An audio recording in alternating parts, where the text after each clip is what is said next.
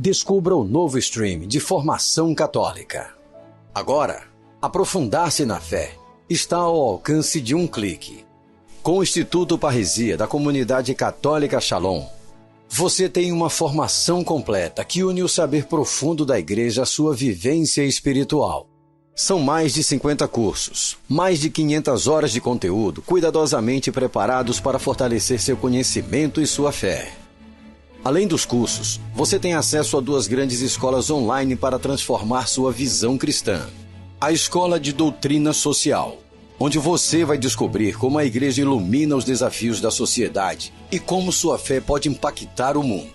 E a Escola de Teologia, um espaço para aprofundar seu conhecimento teológico e conhecer mais a Deus.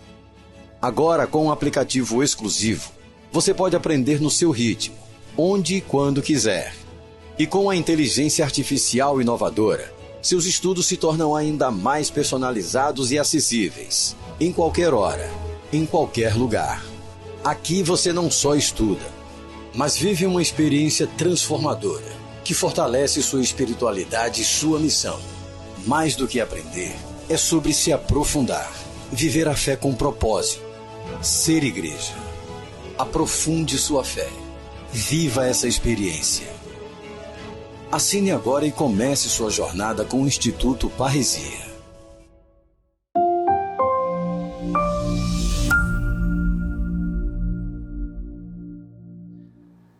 Louvado seja nosso Senhor Jesus Cristo, para sempre seja louvado. Bem-vindo ao podcast Em Minha Defesa. Aqui os bastidores das teses, dos livros, das histórias ganham vida. Eu sou Eric Buarque e hoje nós temos um convidado muito especial. Esse podcast é uma realização do Instituto Parresia, que leva conteúdo católico de qualidade para você. Nós fazemos parte da comunidade católica Shalom, hoje presente em mais de 30 países e em praticamente todos os estados do Brasil. E a entrevista de hoje vai nos explicar quem são e o que fazem os missionários digitais. Vamos conversar sobre cultura digital, missionariedade.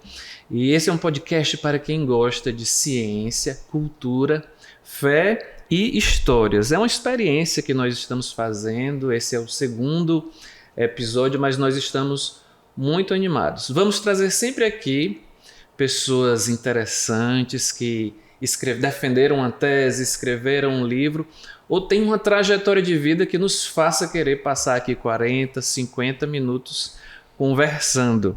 Eles vão sempre defender aqui suas ideias, defender a sua fé e, mais que isso, anunciá-la, declará-la, aquilo que acredita, a sua experiência de vida. Mas também vão ter que se defender aqui de coisas que nós descobrimos sobre a sua vida. Por tudo isso, o nome Em Minha Defesa. Aí você já sabe, aquele tripé, né? Curte, se inscreve no nosso canal, compartilha esse vídeo aqui do YouTube.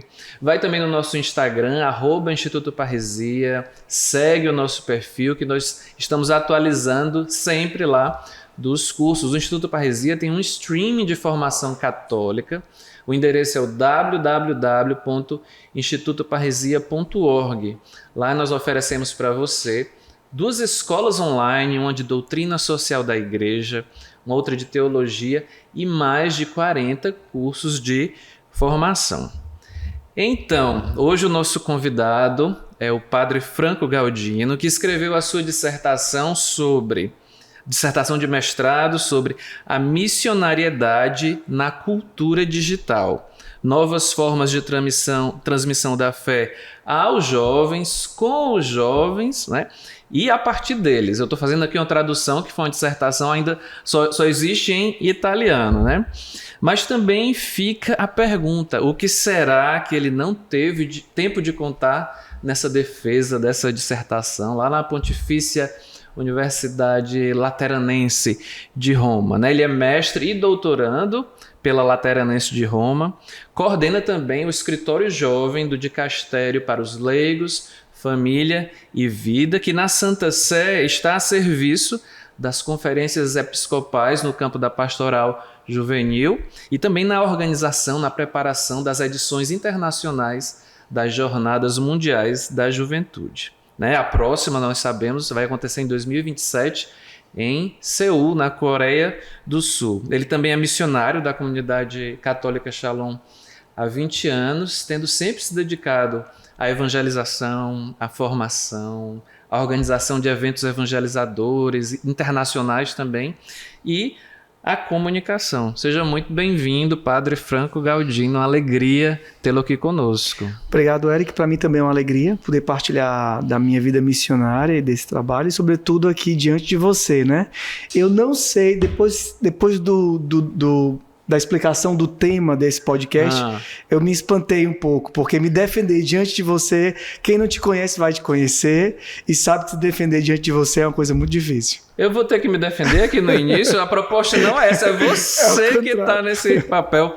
E já vou avisando, né? Algumas pessoas não têm o costume de ouvir um leigo chamando um padre de você, mas na comunidade Shalom, né, a gente tem esse hábito, né? Não é só pela minha idade diante do Padre Franco, não, é pela nossa amizade, pela nossa fraternidade. Sempre que tiver um padre aqui, eu acho, sobretudo da comunidade, eu vou estar chamando de muito você. À vontade. E nos bastidores aqui, eu já estava comentando com ele o trabalho que me deu na produção desse episódio, porque eu não me sinto muito assim na proposta aqui do Em Minha Defesa, eu não me sinto muito na obrigação assim de ler toda a tese, toda a dissertação, porque é sempre uma publicação assim extensa, né? Mas assim, lá no índice ver assim o que é que mais vai interessar para o público, o que é que mais me interessa. Acabei lendo toda, porque é toda interessante, né? Já fica aqui a dica, inclusive, para as edições Shalom, né? Ou outra editora, nós precisamos, né? A igreja no mundo inteiro, a igreja no Brasil precisa muito desse texto, ter um acesso fácil a esse texto. Padre Franco, a gente começa sempre destrinchando assim, o tema e o título, né? Daquilo que você defendeu, né? Na Universidade Lateranense, né? Por que você escolheu esse tema? Parece uma bobagem, né? Mas na verdade, parece não. Mas na verdade, para quem escreve uma tese sabe que o tema, quem está escrevendo fica sempre querendo que ele realmente represente o que a gente trabalhou de fato e que traga aquela novidade, né? Missionariedade na cultura digital parece só assim, a gente está falando de evangelização na internet. Não, não é. Né? É muito mais do que isso. É muito mais. Missionariedade na cultura digital quer dizer que o que nós queremos considerar é que a dimensão digital não é só uma questão de comunicação, não só uma questão de usar ou não meios informáticos, não é uma questão de evangelizar no real ou no virtual, né? Como muita gente diz, mas é considerar a mudança desse momento, a mudança causada pela digitalização do mundo, em um novo componente cultural. Aquilo que o Papa Francisco fala quando ele diz que não tivemos só uma mudança, não estamos só numa época de mudança, mas numa mudança de época. Essa mudança epocal traz para nós uma nova compreensão cultural, né? Então, traduzindo isso, eu quero dizer que do momento que nós nos compreendemos dentro de uma realidade que é completamente digital, estando na internet ou não, a grande questão é essa. Eu posso odiar a internet, mas eu não posso negar que o mundo está digital. É como dizer assim, eu só ando a pé, não quero mais andar de carro. Tudo bem, mas a tua cidade é cheia de carro. Mas eu não ando de carro, eu odeio carro. Não tem problema você odiar carro. Mas você não pode negar que existe um sistema de transporte que age naquela cidade. É assim que eu quero compreender isso. Esse é o primeiro elemento, né? Como compreender uma nova realidade cultural. Se eu entendo que a cultura mudou, não só para quem está na internet, mas para quem também não está na internet. Aqui, agora, nesse momento, nós estamos conectados com o meu relógio digital, com o meu celular, com esses equipamentos. Esse podcast digital. Só existe por causa do mundo digital, o continente digital. Exato. Por muito tempo se utilizou, inclusive, algumas palavras que tentavam explicar o mundo físico, né? Continente digital, né? Mundo digital. De modo concreto, geográfico, né? Então, nós temos o continente esse. Existe um sexto continente, que é o continente digital. Já comecei errando, ele já está corrigindo aqui. Não, porque esse é o senso comum que nós temos e, de alguma forma, é justo também. Mas aqui na nossa tese, o que nós queremos trazer, nós estamos falando de uma nova realidade cultural. Era essa uma das primeiras perguntas que eu queria fazer, assim. É porque justo no título você fala de cultura digital, né? Existe, então, uma cultura digital, o digital, em outras palavras, né? É uma cultura, né? Nos explique isso aí. A partir do momento que a gente começa que a digitalização, né? A transformação do que era analógico, coisa simples, um relógio. Não preciso falar nem de internet, não. Falando só de um relógio ou de uma calculadora, né? Um relógio que tinha aquele e de repente ele vira um código, né, de informática, o código informático é o 01010101, tipo, teve um dia que eu estava conversando com um jovem, aí pode ser uma anedota para tua... Tudo que você está falando eu estou entendendo, talvez um mais recente eu não entendo, não seja a época do 386, 486, mas eu sou. Exato, e aí eu disse assim, o pessoal pensa que a internet é como se fosse aquelas letrinhas do Matrix que desce 001 e a verdinha. Aí a pessoa disse, padre, é porque Matrix é meio antigo, né? Eu disse, não, foi um dia desse. Aí eu lembrei que era 99, foi quando lançou Matrix, né? Mas voltando à história, porque eu tava ficando velho. Voltando à história... Não, mas só pra você não ficar sentindo velho sozinho, uma vez eu brincando com um sobrinho meu, a gente fazendo um teatrinho assim em casa, aí você pega o telefone, aí ele... O telefone, né? Exato. É o tipo de coisa. Então, do momento no qual nós saímos, né, daquela tecnologia, digamos assim, analógica, e passamos para código 001001, que nos dão uma informação, aquela realidade começou a mudar uma compreensão de mundo. E com a internet, ainda mais, porque aí entra numa rede e numa virtualização que vai ao infinito.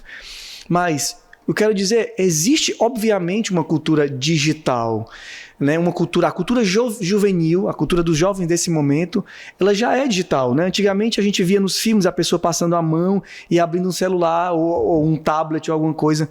Hoje em dia uma criança pega um livro e passa o dedo pensando que o livro vai passar as páginas, né? Já está acostumado com isso. Isso muda uma forma de pensar, isso muda uma forma de se relacionar, isso muda...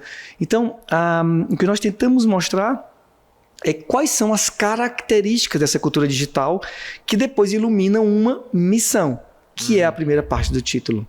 Ou seja, se eu evangelizo no Brasil e evangelizo na China, eu tenho que entender a língua, a cultura chinesa para poder evangelizar na China, que é diferente do Brasil.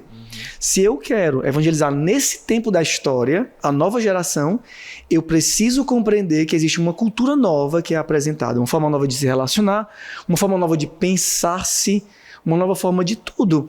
Por exemplo, antigamente todo mundo lembrava do número de telefone dos parentes. A mãe e o pai ensinavam desde criança, aprenda o meu número de telefone. Que é para um dia se está perdido, liga para papai e para mamãe. Quem é que lembra o telefone de alguém mais do que o próprio celular? Né? Por quê? Porque tudo hoje está digitalizado. Então você não precisa mais. Os meus têm que lembrar do meu porque eles ainda não têm celular. Exato. Mas a gente vai chegar já no assunto assim, da missão, dos missionários digitais, que... É um termo recente, nós podemos dizer, assim, e é um dos temas principais que a gente vai conversar aqui hoje. Mas ainda nessa parte inicial da sua dissertação, para falar de transmissão da fé e cultura digital, você coloca os jovens como o grande sujeito, né, dessa missão. Então eu começo assim, até de modo mais abrangente, fazendo uma pergunta para você, padre. Qual a parte dos jovens, na sua opinião, na missão da igreja? Antes da gente entrar mais a fundo, né, mergulhar no digital aqui, qual a parte dos jovens na missão da igreja? De modo geral, a minha compreensão dos jovens é aquela compreensão bíblica dos jovens como aqueles que Deus vê de um modo especial. Moisés, nosso fundador, uma vez falou de uma expressão que para mim ficou para sempre marcada no meu coração. Fundador da comunidade Shalom, né? Fundador da nossa comunidade, ele disse que para com os jovens nós precisamos ter o olhar de Samuel. O que é o olhar de Samuel, né? Samuel, o profeta, vai à casa de Jessé para escolher aquele que seria o novo rei. Jessé apresenta os 7 filhos da sua casa. Tá aqui, esse aqui vai ser o rei. Não é esse, não é esse. O próprio Samuel fica impressionado porque Deus diz, não é esse. Os homens veem as aparências, mas eu vejo o coração. Samuel pergunta, não tem mais nenhum filho? Ele tem um jovenzinho que está no campo, que os irmãos chamavam lá, né, que era o loirinho, magrelinho, que ninguém dava nada. E é aquele que ele diz, chame o 8º filho. Né? E chega Davi, que vai ser ungido como o rei Davi, né? O grande rei Davi. Esse olhar sobre os jovens que Samuel tem sobre Davi, e Deus diz, esse é o escolhido. Eu acho que é a mesma coisa. Os jovens trazem uma profecia e eles trazem um frescor dessa fé autêntica, sem ainda... Você vai conversar com um jovem, até um jovem que às vezes que nem é católico, e tu começa a perguntar as perguntas mesmo sinceras do coração dele. Perguntas essenciais. Essenciais. Né? Você é colocado em questão de novo por aquelas respostas bem fáceis que você já pegou às vezes do catecismo ali. Isso é isso, isso é isso. As perguntas que eles fazem lhe obrigam a descer numa realidade existencial que às vezes você nunca tinha feito. E eu acho que o papel dos jovens na igreja é esse, né? Depois que um jovem é alcançado, ele consegue transmitir para a geração dele, com linguagens novas, com formas novas, com uma nova perspectiva, aquilo que a igreja sempre anunciou durante a tradição. Os jovens trazem essa novidade, esse frescor. Agora eu vou fazer uma pergunta que eu acho que é a pergunta de milhões, certo? Que todo homem de igreja, mulher de igreja, todo líder, né, eclesial, assim, eu acho que se coloca essa questão, né? Porque não é um fato só de colocar os jovens no centro como destinatários da evangelização, né? Como fazer essa passagem, né, dos jovens como destinatários? Eu falo isso inspirado na sua dissertação também, né? De destinatários a protagonistas da missão da igreja, né? A protagonistas da evangelização. Eu queria encontrar o fundamento disso, biblicamente falando, ou no magistério da igreja. E fazendo a tese, eu disse, tá aqui, né, o que eu queria encontrar. A ação, quem é o protagonista da evangelização? É o Espírito Santo. O Espírito Santo que age no coração da gente. Quando eu entendo que o Espírito Santo precisa demais do melhor instrumento para poder se manifestar aos outros, eu imagino nas minhas habilidades, que não podem ser descartadas. A gente estuda, reza, tem vida espiritual, vai amadurecendo e a gente vê quando a nossa visão muda. Mas se o Espírito Santo é o protagonista da missão, se é ele que age mesmo, evangelizando e transformando os corações, e se eu acredito na potência do Espírito Santo, eu acredito que um jovem, ele não é só destinatário dessa ação, mas ele pode ser o instrumento pelo qual o Espírito Santo age para alcançar, sobretudo, as novas gerações.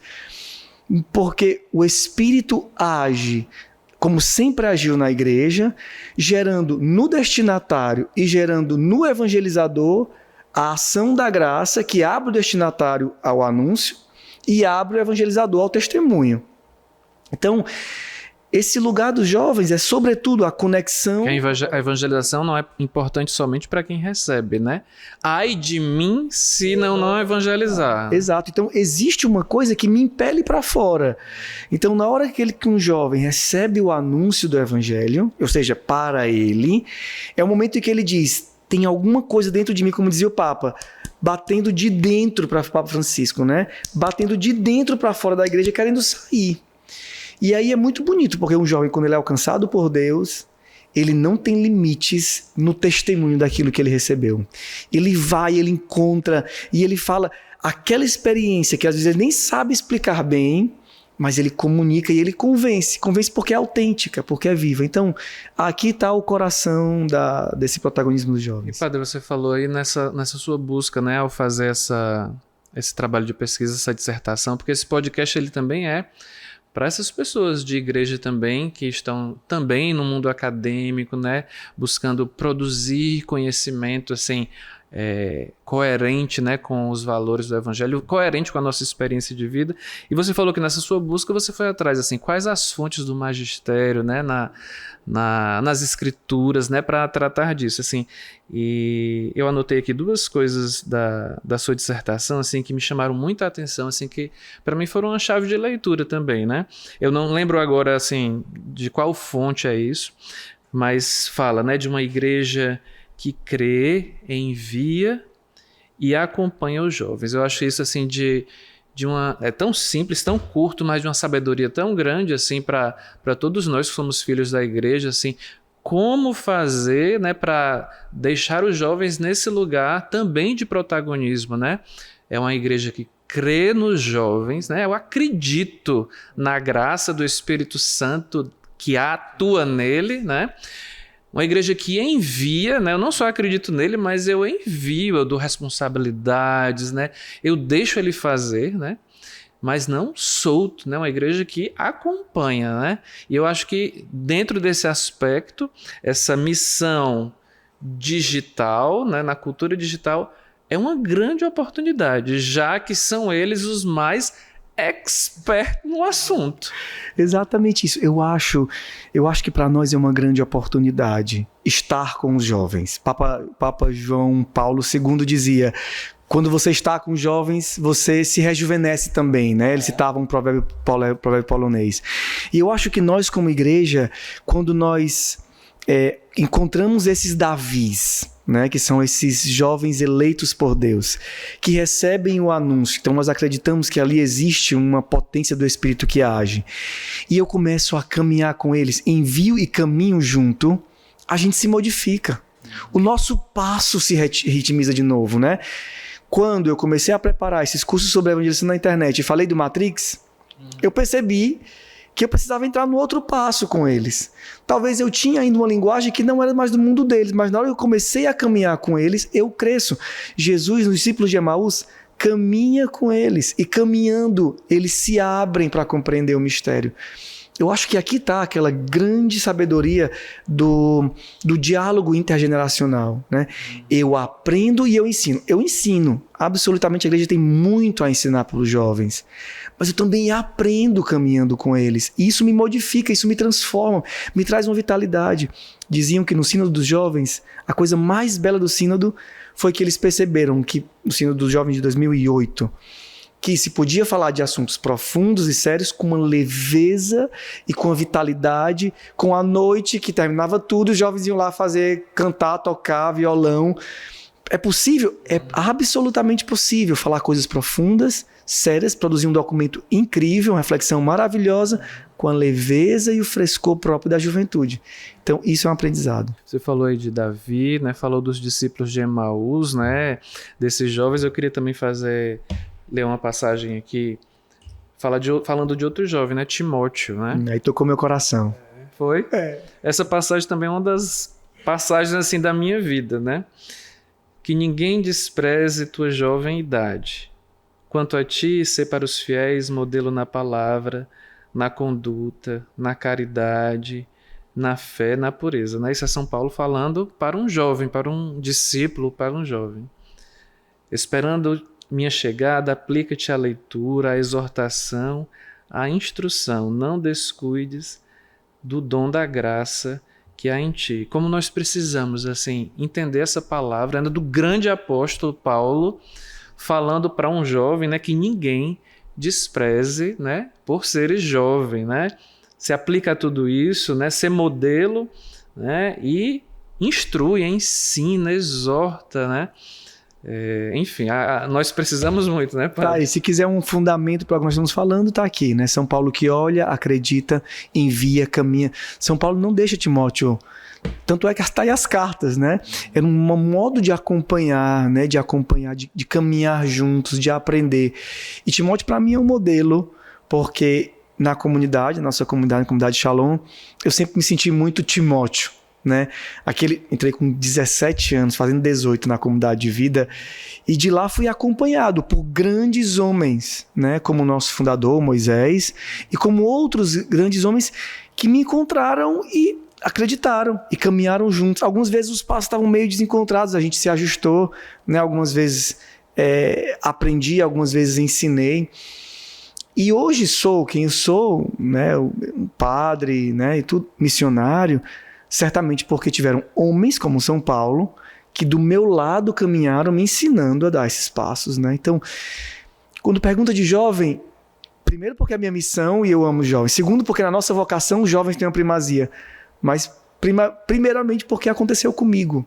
E eu não posso fazer diferente do que fizeram comigo, né? Apostaram, acreditaram, talvez que nem eu acreditasse, né? E outros acreditaram. E irmãos e irmãs, esse Timóteo hoje, está, né, repito, né, é responsável pelo escritório jovem no Dicastério para os Leigos, Família e Vida. Já a gente conversa também um pouco sobre esse trabalho, sobretudo em preparação para a próxima jornada, né? Sobre cultura digital, padre, você fala também da abolição dos limites entre o online e o offline, porque a gente sempre se expressa, é comum nós nos expressarmos como se existissem esses dois mundos mais separados do que unidos. E você fala da abolição desses limites, né? Aí eu pergunto como isso é possível, né? Como é possível da gente entender que esses limites de fato não existem, e como se não bastasse ainda, você ainda fala da enculturação on-life. Não é nem offline nem online, é on-life. O que é isso? O que é isso? Pois é, isso desde quando eu comecei, meu percurso sobre esse assunto é muito longo. Quando eu fazia filosofia ainda, seminarista com meus 20 anos, eu desenvolvi a tese de conclusão de curso sobre o virtual, um campo filosófico. E uma das coisas que eu me lembro, acho que a primeira pessoa que me falou assim, o virtual não é o oposto do real. Exatamente. Então, quando eu falei aqui, por exemplo, a gente fala, é muito comum essa linguagem, o real e o virtual, né? E não é, porque se a gente for considerar que esse podcast sendo gravado agora, que vai entrar numa dimensão virtual, que é complexa, pode ser um outro podcast sobre isso. Mas não tem nada a ver com irrealidade. Obviamente, se está falando de um jogo virtual, né, de uma realidade que é criada para uma interação, é uma coisa. Mas eu não posso dizer que o meu boletim virtual ou meus exames de sangue estão lá numa plataforma virtual. O que eu posto nos meus stories não é realidade, é só virtualidade. Isso por muito tempo eu tentei defender, até porque, acompanhando os jovens, como era virtual, podia tudo. Né? Como que é um risco grande. Um risco enorme. Então, naquele nosso um livrozinho que a gente escreveu há muito tempo atrás, que era uma pequena reflexão sobre isso, uma das coisas que eu dizia era isso: não podemos imaginar, porque se o virtual é irreal... Só uma coisa, o livrozinho que você está dizendo é o e-book Como Evangelizar nas Redes Sociais. Foi um livro introdutivo para... Está disponível no site da Livraria Shalom, viu? Como evangelizar em e-book, como evangelizar nas redes sociais. O livro, obviamente, para esse público aqui é introdutivo, o nosso público é um pouco mais acadêmico, introdutório, mas é interessante, porque já traz essas sementes dessa reflexão, né? Uma coisa principal que eu tento dizer é: não caia na tentação de achar, porque é virtual, então eu posso tudo. Eu posso ser agressivo. Então a pessoa aqui é uma pluma. Aí vai pro virtual e briga com todo mundo. E é hater. Nunca, menos mal.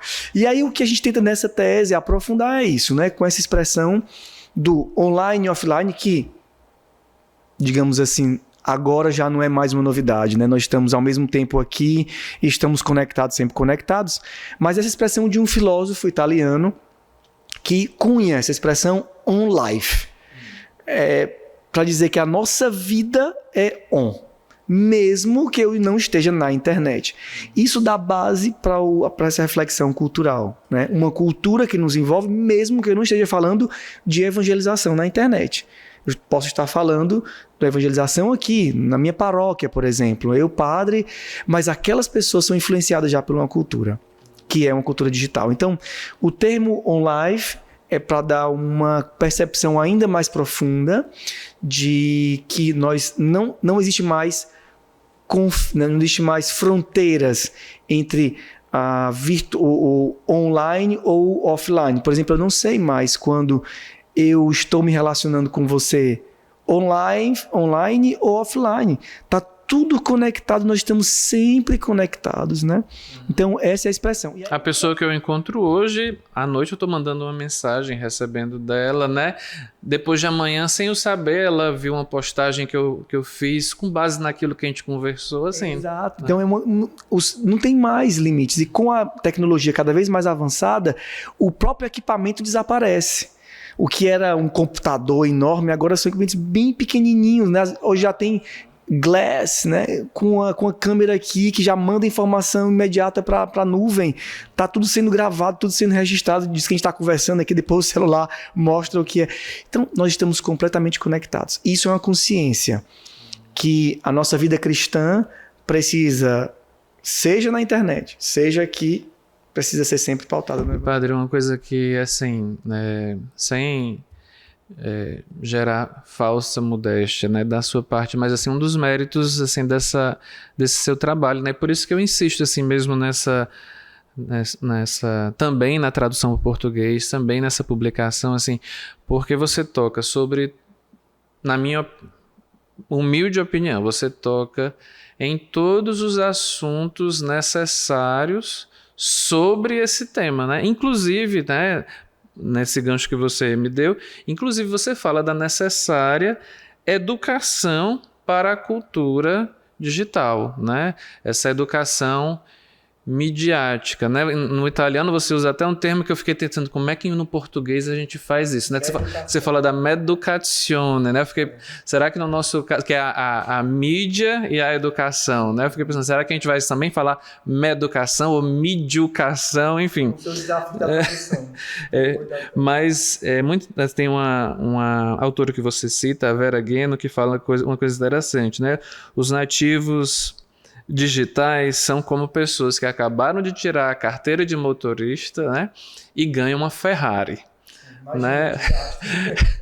Né? Porque realmente todos nós, né, e os jovens que estão mais mergulhados, né, mais habituados com isso, temos nesse tempo, né, recursos, né, poderosíssimos na nossa mão. Isso a gente não está nem falando ainda, a gente não vai nem tocar aqui hoje de inteligência artificial, não vamos nem entrar nesse assunto. Só assim, esses novos meios de comunicação, né, todos os recursos digitais que existem. Né? E quando você fala dessa necessária educação, não está falando simplesmente de nos defender do digital, né, ou desenvolver a técnica para utilizá-lo, né, mas traz uma questão assim, fundamental de fundo, assim, como ser feliz, né, eu acrescentaria como sermos saudáveis, né, nessa nova época, né, assim. O fundo é antropológico. Por muito tempo, o centro foi como utilizar a tecnologia, né? Se desenvolveram, inclusive, estudos, né, de educação midial, que era, assim, media education, né, que era basicamente como identificar uma fake news, como utilizar bem das redes sociais, e muitas vezes as nossas configurações mentais vão nessa direção, que também é importante. É como dizer, tu vai aprender a usar um carro, tu vai aprender como dirigir essa Ferrari. E vai devagar, porque ela é muito acelerada e você pode, se tu acelerar aqui, tu quebra o muro, né? E quebra a Ferrari também e morre. Mas é mais do que isso. A meducação, né, traduzindo aqui de forma muito grosseira essa expressão, ela bota no centro uma dimensão antropológica. Eu tenho que ensinar esse homem a ter responsabilidade sobre a Ferrari. Eu posso ser o pai que educa, dizendo, meu filho, você não pode ainda dirigir uma Ferrari. Então, pega aqui meu carrinho mais simples, até você pegar o ritmo. Ou então, dirija junto comigo que eu vou lhe ensinar a usar a Ferrari. Mas a coisa mais profunda, e aí nosso trabalho como cristãos eu quero te ensinar a ter responsabilidade. Para que quando tu pegares a tua Ferrari, tu saiba como dirigi-la, qual a velocidade que... Ela vai até 200 por hora. Mas tu, na tua responsabilidade, só pode ir até 60 nesse lugar. Por responsabilidade a ti, por responsabilidade aos outros. E isso, na base, no fundo, é educação para as virtudes. É educação para a vida santa, para a vida feliz, a vida saudável. É uma declinação, né? Digamos, a declinação digital dessa educação necessária. Que não é só para os jovens, é para todos. Porque todos estamos nesse ambiente, né? Exato. Querendo ou não, né? Exatamente. E aí toda essa reflexão que nós estamos fazendo. É tudo tão interlaçado, tão misturado, que a gente não sabe mais qual é o limite entre uma coisa e outra. Por isso precisamos de uma evangelização no sentido completo do ser humano, para que ele possa, tendo toda essa gama de equipamentos, ele possa ter os critérios, digamos assim, morais, né, éticos, humanos, para fazer. Por isso que a evangelização é fundamental para isso, né? E agora a gente vai já entrar no tema assim, também tão interessante quanto que nós já falamos até agora dos missionários digitais, mas a gente aproveita toda essa nossa conversa para também falar para você que está nos assistindo de alguns recursos digitais que nós oferecemos, né, como comunidade, como Instituto Parresia. Né, já falei aqui, né, e repito, o livro de autoria do Padre Franco e da Larissa, né? Como evangelizar nas redes sociais, que você pode encontrar no site da Livraria Shalom, né? No nosso streaming de formação, nós temos também, a gente sempre contou e conta com a colaboração do Padre Franco, mas tem um curso sobre a exortação apostólica Christus Vivit, né? Um mini curso do Padre Franco lá. Né? Então, acesse o nosso site www.institutoparresia.org e encontre esse curso e tantos outros e as escolas que eu já mencionei. E lhe peço também que você, né, deixe aqui nos comentários desse vídeo o que é que você está achando mais interessante dessa nossa conversa, que perguntas você faria se tivesse a oportunidade de fazer uma pergunta ao Padre Franco, né? Quem você gostaria que tivesse aqui nos próximos episódios do Em Minha Defesa também.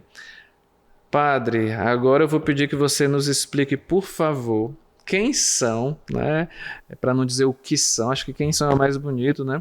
Quem são os missionários digitais, né? Que, se eu não me engano, pelo que eu me lembro na sua dissertação, foi um termo cunhado assim de modo bem recente, uma das sessões do Sínodo para os jovens, né? Então, quem são esses missionários digitais? Boa pergunta, porque tem uma tese toda de 100 páginas para poder a gente falar sobre isso, mas bom que a gente já resumiu, já fez as premissas, né, sobre a cultura digital e sobre a missão. Então, a reforma missionária do Papa Francisco diz: todos nós somos missionários. E a cultura digital nos diz: nós temos um novo contexto cultural. E o que são os missionários digitais? São essas pessoas, sobretudo os jovens, mas todos os que sentem chamados, para exercer uma evangelização nesse contexto cultural. Obviamente, essas pessoas, elas precisam de duas coisas principais. A primeira é a compreensão do contexto cultural. É como dizer assim: o que seria um missionário no Brasil? No tempo do Convento do Brasil, 1500, que vem os portugueses para cá, os jesuítas, para evangelizar o Brasil. Compreender a cultura brasileira e ter sido enviado por alguém. Então, o missionário digital é aquela pessoa que se sente enviada por alguém, por Deus, ou pela igreja, por alguma, para evangelizar, para entrar nesse contexto cultural e nele anunciar o evangelho. Essa aqui é o coração. Ah, padre, quer dizer que isso são os influencers? Pode também ser, mas não necessariamente. Não é sinônimo, né? Não é sinônimo. Digamos assim. Deixa eu ver, posso estar errando aqui, mas a gente tem liberdade de errar. Não é sinônimo um influencer católico, né, ou que se denomina assim, né, de um missionário digital. Porque pode ser que a pessoa seja um católico influencer, como tem um cantor que é católico. Cantor normal, de música, qualquer música, e é católico. Ok, você é um cantor e é católico. Mas você pode ser, digamos assim, uma pessoa que se dedica completamente à música católica, ou seja, faz daquilo ali a sua missão. Aí é diferente, é a mesma coisa. Um influencer católico, ele pode ser um influencer, mas não ser um missionário digital. E o missionário digital não depende da quantidade de seguidores que ele tem, depende dessas duas características. Se ele se sente motivado ou enviado por alguém para estar naquele ambiente, para testemunhar o evangelho, e ele se interessa em traduzir a mensagem do evangelho naquele ambiente, para o público dele, no nicho dele. Então pode ser que ele tenha 100 seguidores, mas se ele se sente enviado, e se ele tem um trabalho com esses seguidores, e ele anuncia o evangelho, aquilo ali é um missionário digital. E Padre Franco, então como discernir, já que não se trata de um título, né? Como você nos falou, né? Um missionário digital, ele ele tem que conhecer esse ambiente, ele tem que conhecer o digital, essa cultura, né? Ou já é um nativo, mas ele também é enviado, né? Pelo próprio Deus, né? Sente esse apelo, né? Pela graça do Espírito Santo. Mas quais seriam bons elementos que podem ajudar, assim, cada um na sua realidade, na sua comunidade, na sua paróquia, na sua diocese, no seu país, né? Como bem discernir essa missão? A palavra discernimento é a palavra mais justa. Digamos, voltar para aqui para as coisas mais normais, como eu falava da música, porque a gente consegue fazer a comparação, né? O músico, digamos assim, eu acho que eu tenho uma vocação para ser um cantor na igreja. Aí eu começo a me aproximar para ir cantar. E as pessoas escutam minha voz e dizem... muda de ministério, né? Vai para um outro, vai servir na liturgia. Você tem muito futuro, mas presente não tem nenhum, né?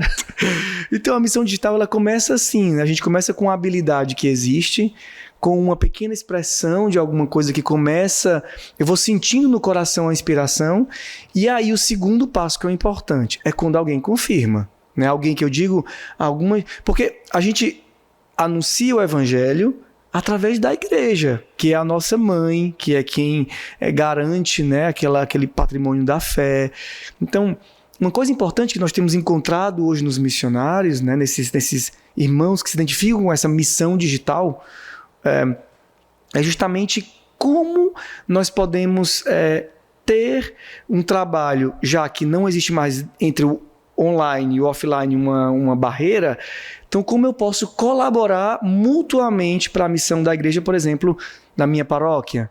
Como é que eu posso ser um jovem na minha paróquia e colaborar com a transmissão da fé?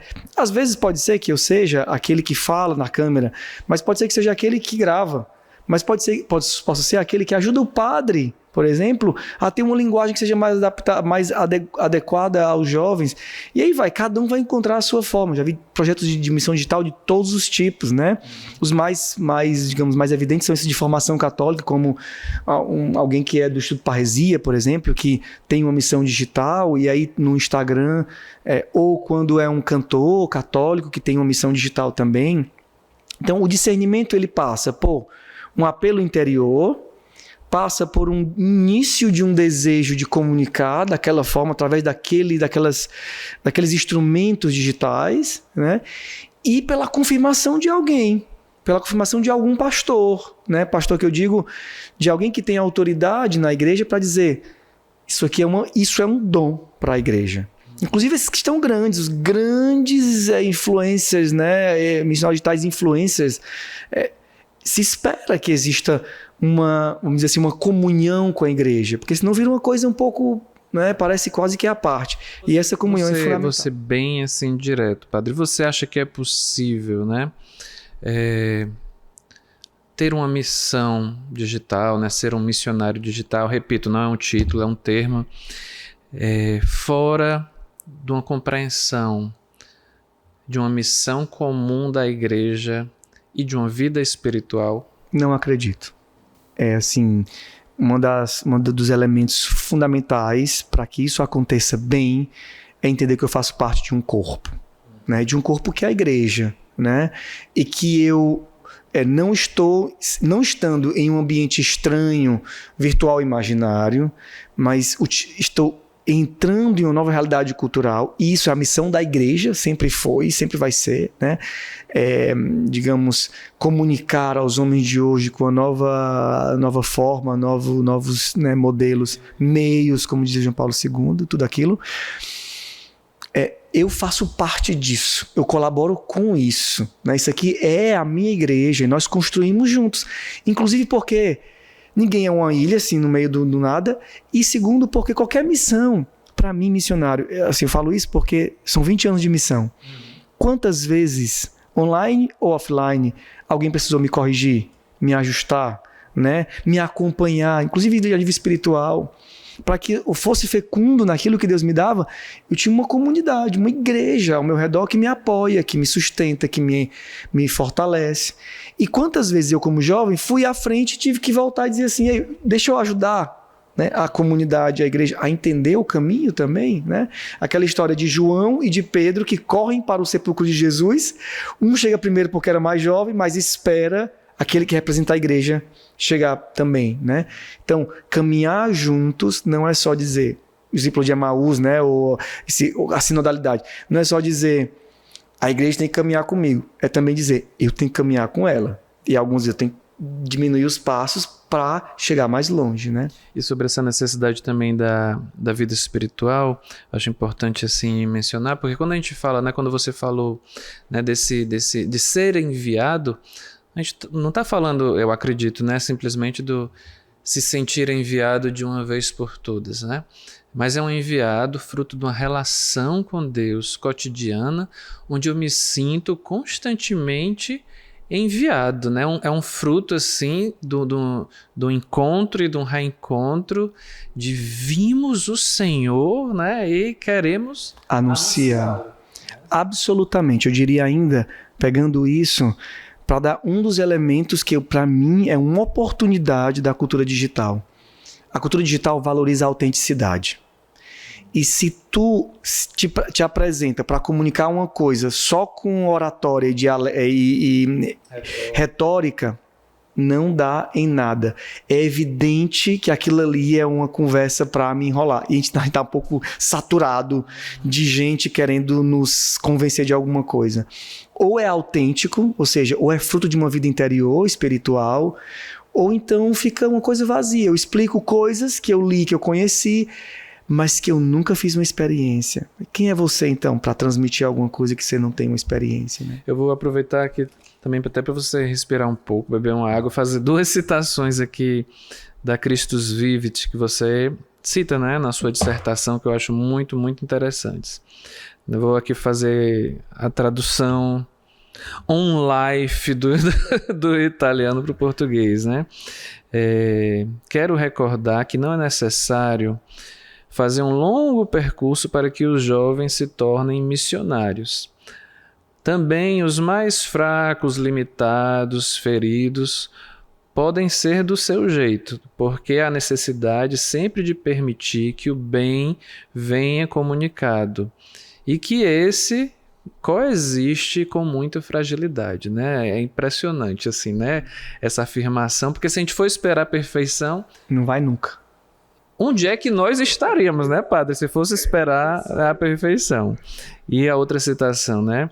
É preciso encher as redes sociais de Deus, de fraternidade e de empenho, de dom, de oferta de vida, assim, né? Eu achei, assim, fantástico, né? Essas citações. E ainda nos missionários digitais, falando do testemunho dos influencers, né, cristãos, ou mais especificamente dos missionários digitais, você escreve algo baseado na Evangelii Gaudium, que eu gostaria de saber por que você quis destacar isso. O que é que você cita lá? O que é que você escreve conforme a Evangelii Gaudium, né? Essa perspectiva comporta uma revisão da prioridade da evangelização, que coloca o anúncio do amor de Deus acima, né, ou antes da exigência moral, a alegria do dom antes, né, de exigir um empenho, né, da resposta, e a escuta e a proximidade acima do falar e do propor que façam isso ou aquilo, né? Por que você quis assim dar esse destaque nesse tema, né?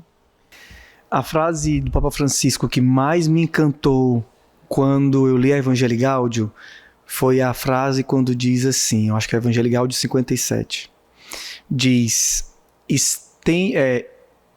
eu sonho com uma igreja missionária capaz de se remodelar em estruturas, formas, formatos. Quando eu escutei aquilo, eu disse, eu quero sonhar com o Papa Francisco. Eu quero sonhar com ele esse sonho dessa igreja missionária, em saída. Isso me motivou muito a construir isso e entender que esse trabalho estava em consonância com o Papa Francisco. E continuando a ler a Evangelii Gaudium, eu cheguei a algumas conclusões como essas. Por exemplo, como deve ser esse anúncio. Papa Francisco, eu sonho contigo. Eu também quero a igreja missionária. Quando nós estivermos lá na missão digital, como é que deve ser o nosso anúncio? E aí entra essa frase, né? Não é um anúncio de vai pro inferno se não fizer isso, vai pro céu se fizer aquilo. Tu tem que ter uma... Não é essa a visão a visão do Papa era... Você tem que rezar assim, você tem que se comportar assim, você tem que ter lido isso, aquilo outro, né? Você tem, né? E a visão do Papa nós estamos aqui para comunicar primeiramente, sobretudo para uma mudança, no momento de tantas mudanças, e para uma sociedade que, nesse momento, já é, digamos assim, secularizada, comunicar aquilo que é fundamental. E o que é fundamental? O querigma. O anúncio do amor de Deus. Aquilo que toca o coração, que faz a pessoa dizer, eu não sabia que eu era amado assim. E dali, Eric, nasce o segundo processo. Daquele anúncio do amor de Deus, na nossa comunidade, na comunidade Shalom, nós temos um percurso espiritual. E o início do percurso é a fase querigma. E o que é a fase querigma? O anúncio do amor. O anúncio de um Deus que me ama mesmo nas minhas fraquezas, mesmo nas minhas... Eu não preciso ser perfeito para Ele me amar. Quando eu entendo isso, aí depois desse primeiro passo de sentir-me amado por Deus e saber que tem uma igreja que me acolhe dizendo venha, porque esse Deus aqui quer se revelar aqui para ti, aí nasce todas as obrigações, obviamente a partir da liberdade da pessoa. Eu queria também fazer esse destaque assim, do seu trabalho, porque eu já disse, né, que o Padre Franco fala de várias coisas, assim, na minha humilde opinião, de tudo que é necessário sobre o assunto, mas ele fala também, assim, essa dissertação é cheia de querigma, né? Eu queria fazer esse destaque assim, de uma aula de querigma do Papa Francisco que a gente encontra também no seu trabalho, né? Em 4 pontos, né? Deus que nos ama, né? Essa verdade a maior de todas, né? Deus nos ama, Jesus nos perdoa e nos salva, Cristo é vitorioso sobre a morte, ou seja, é vivo, e nos doa o seu Espírito Santo que transforma a nossa vida no amor, né? E o Papa Francisco, você repete essas palavras, ainda fala, né? Não existe nada de mais sólido na nossa fé do que isso. O amor de Deus e a sua misericórdia e o dom do Espírito Santo e que Jesus é vivo. Não existe nada de mais sólido, porque a gente fica querendo assim dar outras coisas, às vezes, quando essa base ainda não está fundamentada na nossa vida, e mesmo que está, precisa sempre ser renovada. O querigma sempre renovado. Papa Francisco fala do querigma, né? Ele diz, o que é querigma? É o primeiro anúncio. Mas não é primeiro porque é só o primeiro passo, depois a gente se esquece.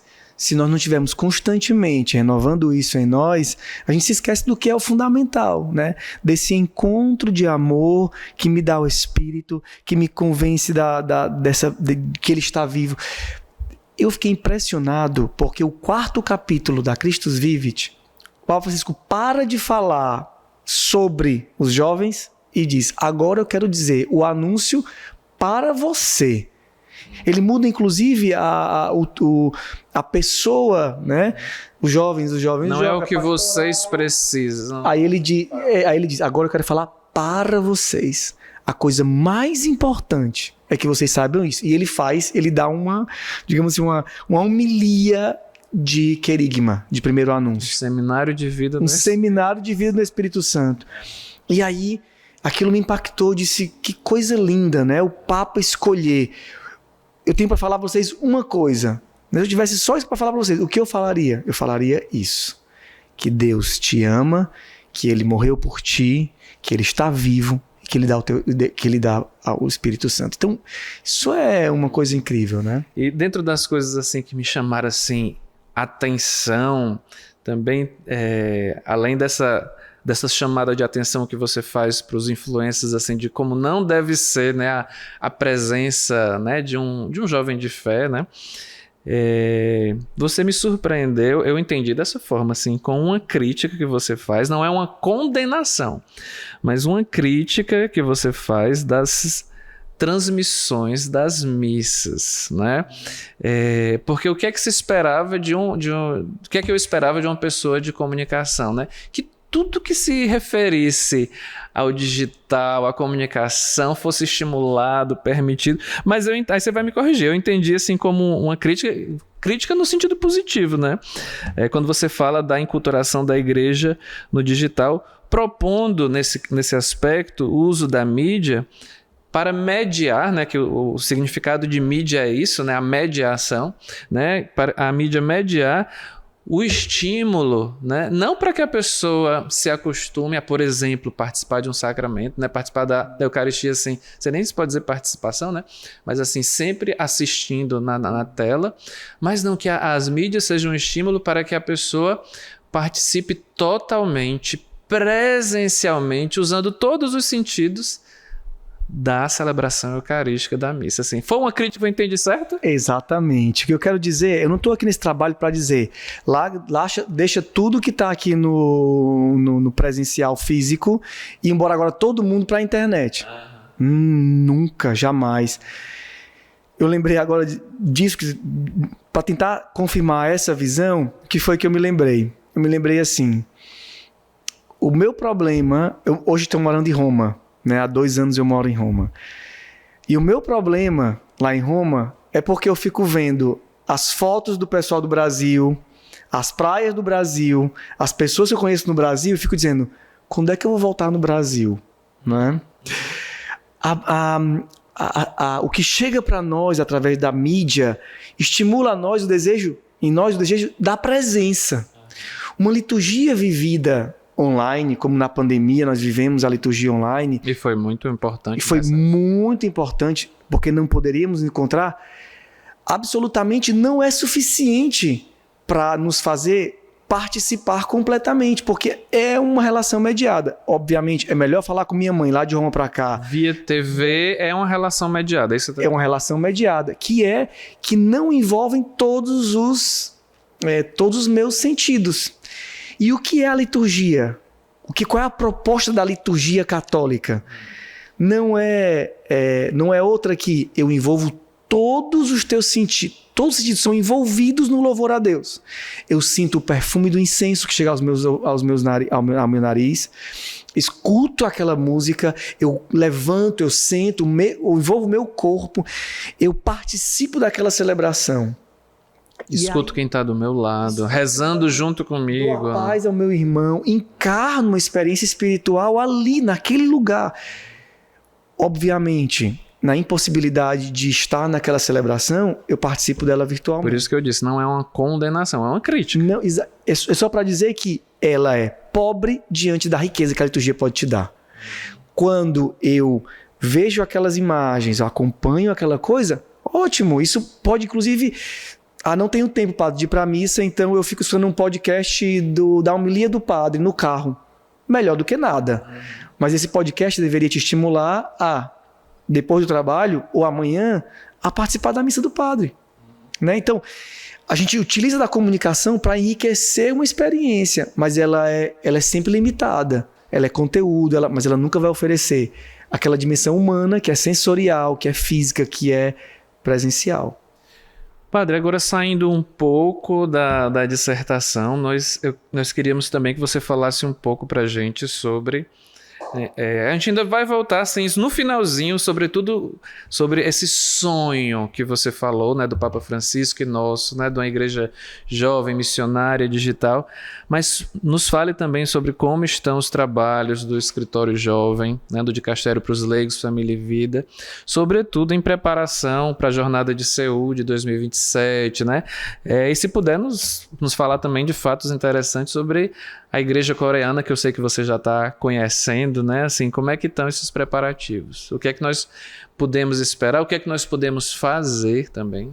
Então, a primeira coisa me sinto altamente honrado em poder trabalhar num setor que coordena as Jornadas Mundiais de Juventude, uma inspiração de São João Paulo II, que nasceu em 83, e que tem sido uma fonte de graças, né? Cada vez que eu encontro, às vezes até casais, padres que dizem assim, padre, foi graças a uma Jornada Mundial da Juventude lá não sei aonde, lá em Paris e não sei quando, ou de Roma, no ano 2000, que eu senti mais forte aquele chamado de Deus e decidi me casar, decidi ser padre, me decidi ter uma vida cristã mais autêntica. Então, para mim, é uma grande honra. E eu trabalho nesse setor acreditando verdadeiramente no bem que um evento como esse causa. Numa igreja, no lugar onde uma igreja que acolhe e para aqueles que vão a essa experiência cultural. E para mim foi impactante conhecer a realidade coreana, né? Tive, por causa do trabalho que está algumas vezes na Coreia nesses últimos anos, e me impressionou uma igreja de minoria cristã. Então eu pensei assim, primeira coisa é que é a primeira jornada em um país de minoria cristã, né? A Coreia tem 11% de católicos. Porque já teve em outros países da Ásia, como Filipinas, mas de grande maioria, foi uma das maiores jornadas, né? Dizem que nas Filipinas foram cerca de 4 milhões de pessoas. Então, imagina a grandeza disso, né? Eu já tive em 4, né? De Toronto, né? Eu era missionário na época lá. Ainda era jovem, né? Também. Ainda era jovem. Na de Colônia, na Alemanha, ainda era jovem. Na do Rio já não tanto, e na da Cracóvia, assim, já fui para trabalhar mesmo, para servir, né? Então, assim, isso são... De minoria católica, você estava dizendo. De minoria católica, mas de uma igreja católica muito viva, né? É 11%, mas uma igreja que passou por muitos anos de perseguição, né? Hoje são celebrados os mártires digamos, hoje em dia, né, a igreja possui esse patrimônio de mártires coreanos que deram a vida pela fé na Coreia e são recentes, né? A igreja da Coreia há pouco mais de 100 anos tem liberdade de expressão, de religião e muito bem querida socialmente, porque a igreja católica na Coreia é conhecida também pela colaboração na liberdade, nos direitos humanos, direito da mulher, respeito mesmo à dignidade humana. Na igreja de Seul possui uma rede de hospitais, né, na cidade que dão assistência também aos pobres. Então é muito bonito esse impacto. Quando eu pensei que a gente fosse para lá, eu disse assim, vai ser o nosso enriquecimento a essa igreja. A igreja daqui do Ocidente, digamos assim, que vai ao Oriente. Mas eu acho que nós vamos experimentar também de um grande enriquecimento de um povo de minoria cristã, mas que com uma fé muito viva e naquela partilha de experiências, né, perceber. Por ser minoria, a necessidade de ter uma fé viva, né? Exato, é interessante porque tu vai falar com um padre e diz, padre, como é que foi o teu processo assim, como é que tu decidiu entrar no seminário? Tua família é católica? Não. Eu descobri Jesus aqui, a primeira vez falar de Jesus eu tinha, 10 anos, 15 anos. Mas aquilo me apaixonou tanto que eu comecei a querer conhecer mais, depois eu decidi ser padre. Então, experiências belas, ricas, né? De uma igreja pequena, mas muito viva. Então, eu acho que vai ser para nós uma grande, grande, grande riqueza. Os mártires coreanos que são incríveis. Só para dizer Santa Daeakim Taegon, que a gente celebra na liturgia no dia 23 de setembro, inclusive fora em toda a igreja, um jovem de 24 anos, que foi mártire ao fim da vida, mártire, e antes de ser martirizado, o algoz pergunta, se tu disser que tu não é católico, eu te libero. E ele diz, eu sou católico. Né? 24 anos, padre, um sacerdote coreano, que dá a vida por Jesus, finalizando, a última palavra dele a última frase, eu sou católico. Então, muito bonito mesmo. E padre, qual a influência desses seus 20 anos, né, como missionário da comunidade? Como é que você vê assim, a influência dessa sua experiência de vida para essa dissertação e pelo estilo também que você imprime do trabalho no escritório dos jovens? Completamente. Né? Eu fui modelado na minha experiência missionária com a comunidade, quando o Papa Leão falou assim, eu sou um missionário. Quando eu dizia, eu também, né? Eu também me sinto muito missionário, né? E a minha vida, a minha juventude foi em missão, né? Toda a minha vida, a minha formação. Isso me influenciou muito. Quando eu boto no título missionariedade na cultura digital, é porque na verdade não é um trabalho dos últimos 4 anos da minha vida. É um trabalho desde os meus 17, né? Tentando encontrar formas de alcançar o mundo, o jovem de hoje, os homens de hoje, como com linguagens, como com estilo, E o pontificado de Papa Francisco foi muito importante para mim. porque esse assunto, trazer o assunto da missão, da evangelização, de novo ao centro da reflexão dele, porque o Papa Francisco girava em torno desse coração aqui, que está na Evangelii Gaudium, me confirmou como um missionário, né? É isso.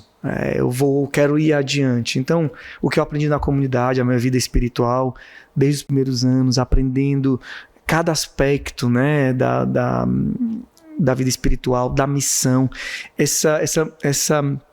digamos, esse impulso da comunidade sempre a olhar para fora, né, a olhar para aquele que precisa, uma experiência, enfim, viver para o outro, e aquela experiência inicial do nosso fundador, que eu me identifiquei muito. Parou no sinal, diz o nosso fundador, né? Estava aqui dirigindo, parei no sinal e passou um jovem na minha frente. E eu olhava para aquele jovem e dizia: o que é, assim, por que Deus me tocou e não... Como é que eu posso transmitir isso? Para que todos tenham o que eu... Para que eles tenham também o que eu... Então essa é a minha experiência ao longo da minha vida toda. Então um trabalho como esse, a gente começa na leitura dos livros, mas aqui tem muita expressão do que eu experimentei na vida da missão. É uma tentativa de encontrar os caminhos para poder comunicar o evangelho a todos os homens. Bom, nós estamos chegando no fim do nosso episódio, assim, estou contentíssimo. Pulei várias perguntas que eu tinha aqui. Eu não vou nem mencionar os temas para vocês não ficarem achando assim... É porque eu falo demais, né? Não, é porque é muito interessante esse trabalho, assim, tem muita coisa, a gente precisa, viu? Podem colocar aí nos comentários, todo mundo a uma só voz, assim, publique. Mas eu ainda vou dar uma pergunta no final, assim, para você falar se tem algo que eu não perguntei que você gostaria de dizer. Mas a gente tem sempre aqui um momento em minha defesa, né? Que é aquele momento que você ficou preocupado, né? E eu vou lançar algo aqui que o Padre Franco vai ter que se defender. Padre, eu soube que você é um esportista de grandes marcas, sobretudo marcas de tombos, de bicicleta, de esqui. Se defenda disso. Como é que pode, viu? Pois é, eu gosto muito de fazer esportes, né? Gosto de contato com a natureza. Mas desde pequeno eu nunca... Uma coisa é você gostar, outra coisa é você saber, né? O pessoal perguntava assim, tu gosta de jogar futebol? Eu disse, eu gosto, não gosta quem joga comigo. Porque geralmente eu sou pedra de pau e saio dando chute em todo mundo. E aí um pouco... Agora me lembrei de outra coisa, você quebrou o dedo do Moisés, né? Do nosso fundador também uma vez. Não é que eu quebrei o dedo, a gente foi jogar vôlei e aí eu fui fazer um corte, ele deixou o dedo lá. E aí foi inventado de bloquear, né? Aí aconteceu, né? Eu depois fiquei arrasado, né? Mas então assim, aí eu desisti dos esportes individuais, dos esportes coletivos e fui tentar ir para os esportes individuais para proteger os outros. Mas aí eu vivo caindo. Mas é só de vez em quando. Na verdade, continue, né? Mas é mais uma tentativa também de manter a saúde na mente, no corpo, para poder continuar também evangelizando. Padre Franco, um livro que marcou a sua vida, uma pessoa que o inspirou para esse trabalho de dissertação ou para outra coisa que você queira dizer, e uma frase que resume esse seu trabalho. Um livro em relação à tese que foi fundamental para mim foi um livro de um professor, um livro fininho, similar, por isso que nos menores frascos estão os melhores perfumes, né? Similar a esse meu livro sobre a evangelização na internet, que eu falava no começo. Um livro fininho, que não tinha a pretensão de ser digamos assim, um livro completo sobre o assunto, que foi o livro sobre o nome do livro era Mudar é Possível? E esse professor desenvolve esse resumo de uma tese dele de doutorado, um livrinho fininho, no qual ele explica como é que pode se iniciar processos de mudança numa instituição. Nesse caso, na igreja, né? Porque é um livro com uma configuração eclesial, católica. E aquilo me abriu assim a mente, né? Me confirmou muito nesse caminho, porque para poder existir uma mudança, nós temos que iniciar um processo, né? Italiano, inglês, português? Italiano. Esse professor agora é quem me acompanha no meu doutorado, porque eu fiquei tão encantado com a visão dele. Ele pegava também as coisas de Papa Francisco, várias visões, e ele diz, Papa Francisco, ele faz uma grande diferença entre ocupar espaços e iniciar processos. Ocupar espaços tu cria a estrutura e pega o teu espaço e diz, pronto, agora eu criei um setor de alguma coisa para poder fazer alguma coisa. E Papa Francisco diz, é necessário, antes de tudo, iniciar os processos. É uma postura mais humilde e mais consona com o Espírito Santo, né? Que inicia. E aí, dentre as leituras que eu fazia, dizia assim, Jesus, quando chamou os seus discípulos, ele não mostrou um projeto completo. Ele disse, vamos começar. E eles, motivados pela proposta de Jesus, começaram sem saber onde é que ia dar. Inclusive, todos morreram martirizados depois, né? Exceto João, diz a tradição.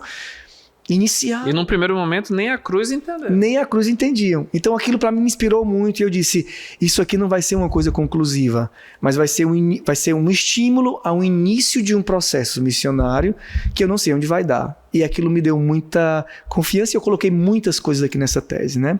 Sobre o iniciar processos. Uma pessoa que me estimulou muito nesse trabalho foi o secretário de Castelo para as Comunicações, Monsenhor Lúcio Ruiz, porque eu estava na Jornada Mundial de Lisboa em 2023, olha como a jornada tem sempre, né, alguma coisa, estava lá, e aí eu soube de um encontro dos influencers digitais, influencers católicos, não sei como era o nome e eu fui para esse encontro, eu me encontrei com ele, e lá o que foi que eles fizeram? Reuniram todo mundo que se chamava influencer católico e fizeram uma missa de envio. O Papa Francisco mandou entregar uns cruzinhos assim, abençoou essas cruzinhas e disse, entregue para eles dizendo que eles são parte da missão da igreja. Chegou lá, eles entregavam a cruz e diziam, pronto, vocês agora estão sendo enviados pelo Papa para anunciar. E aquilo fez pluf, né, na minha cabeça. Eu disse, a gente não está aqui num congresso sobre comunicação, nós estamos aqui num momento para pegar essas pessoas que já desenvolvem alguma coisa, que querem continuar anunciando, e estamos dizendo, iniciem um processo. Então ele me estimulou muito e aquilo foi que depois eu conversei com ele, a gente conversou juntos e inclusive me ajudou na conclusão do trabalho. Depois do trabalho também ele pegou algumas ideias para colaboração nos grupos do sínodo. Então foi uma pessoa que me inspirou muito e que me confirmou muito. Ele disse, quando a gente se encontrou depois desse encontro, depois da jornada, eu me encontrei com ele em Roma e aí falei da minha ideia, da missão digital. Ele disse, é isso. Por isso, inclusive, que esse ano, no jubileu, não era mais influencers católicos, era encontros dos missionários digitais e dos influencers católicos. Porque era justamente uma ideia que tinha que diferenciar quem era missionário e quem era influencer, né? E uma frase que resume esse seu trabalho? É uma frase que exprime um grande conceito, né? Que eu queria explicar também o conceito. Se a igreja é um hospital de campo, os jovens são os principais socorristas desse hospital. E agora eu explico por que essa frase é tão interessante. Papa Francisco dizia que ele vê a igreja como um hospital de campo. No meio do mundo, muita gente ferida, e a igreja que tem que oferecer os primeiros socorros. Né? Ela tem que sair e oferecer. No hospital de campo, no meio de uma guerra, ninguém vai ver como é que está o teu nível de... Como é o nome? O açúcar, a glicose. A gente vai oferecer os primeiros socorros. Isso foi inclusive uma frase... E a missão digital são esses primeiros socorros. E a missão digital, na minha visão, é isso, né? São os jovens que vão oferecer os primeiros socorros. Por isso o querigma é fundamental. E aí, do hospital de campo para a casa. Porque os jovens, no sino dos jovens de 2008, eles dizem, o que vocês esperam da igreja? Que ela seja uma casa. Ninguém quer viver no hospital. Né? Todo mundo quer voltar para casa. Então nós vamos ao encontro deles no hospital. Oferecemos os primeiros socorros. Falamos do amor de Deus, da salvação de Jesus, do Espírito Santo. E trazemos para uma igreja que é casa. E é por isso que isso tem que estar casado. A missão dos jovens com a missão dos pastores. Os jovens vão encontrá-los. E espero que quando eles chegarem aqui, eles encontrem comunidades abertas e acolhedoras que digam, aqui é a casa de vocês. Eu acho que isso resume com uma frase e resume também tudo o que eu quis expressar com essa tese. Que se for lançado um livro, vai ser o título do livro. Vai ser lançado esse livro. Então, meus irmãos, curtam esse vídeo, deixe seus comentários, o que você achou mais interessante, que perguntas você gostaria de fazer para o Padre Franco. A gente envia para ele e responde aqui no nosso canal do YouTube, né? Se inscreva aqui no nosso canal, também nos siga no Instagram, @Instituto Parresia, e vá conhecer agora mesmo o nosso streaming de formação, www.institutoparresia.org, inclusive o curso que o Padre Franco nos dá lá sobre a exortação apostólica, né? Ele vai explicando, né, para estimular a leitura e o estudo da exortação apostólica. Poderia dizer, seja o curso que nós tivemos a graça de poder colaborar, mas também aqueles cursos que eu já fiz e que valeram muito a pena. Então, deixo também esse recado para você. Os cursos do Parresia são cursos de confiança no conteúdo doutrinário, e nós precisamos, se nós queremos ser missionários digitais, ou qualquer missionário, né, nós precisamos também sermos formados em coisas sólidas que nos deem compreensão boa da nossa fé para poder testemunhar e viver em comunhão com a igreja. Essa divulgação que eu não pedi, viu? Ele está fazendo espontaneamente.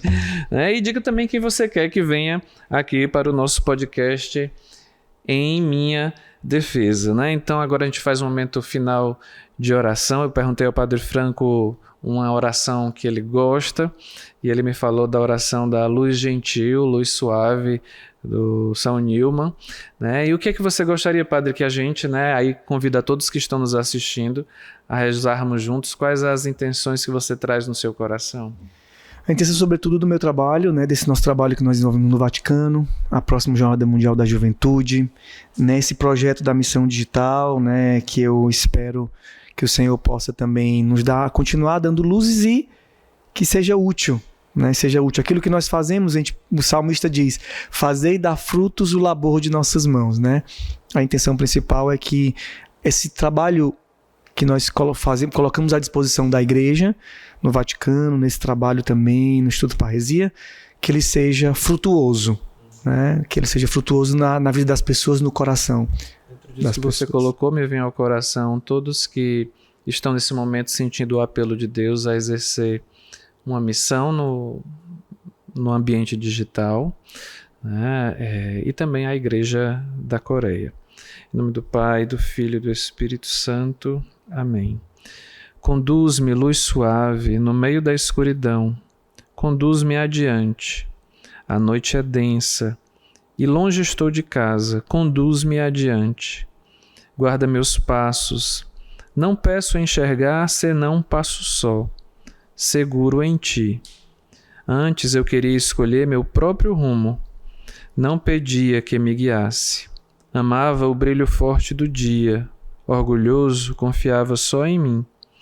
Perdoa, Senhor, meu passado errante, e guia-me agora com teu amor. Tua mão me guardou por tanto tempo. Sei que ainda me conduzirá por campos desertos, pântanos, rochedos e torrentes, até que a noite se vá. E ao amanhecer, rostos de anjos sorrindo revelem, enfim, meu lar em ti. Permanecemos em nome do Pai, do Filho e do Espírito Santo. Amém. Muito obrigado por estar aqui conosco até esse momento.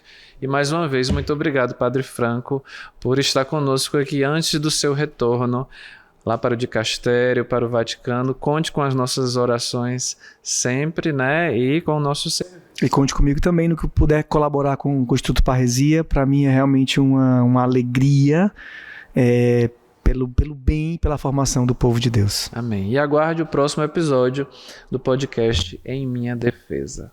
A paz.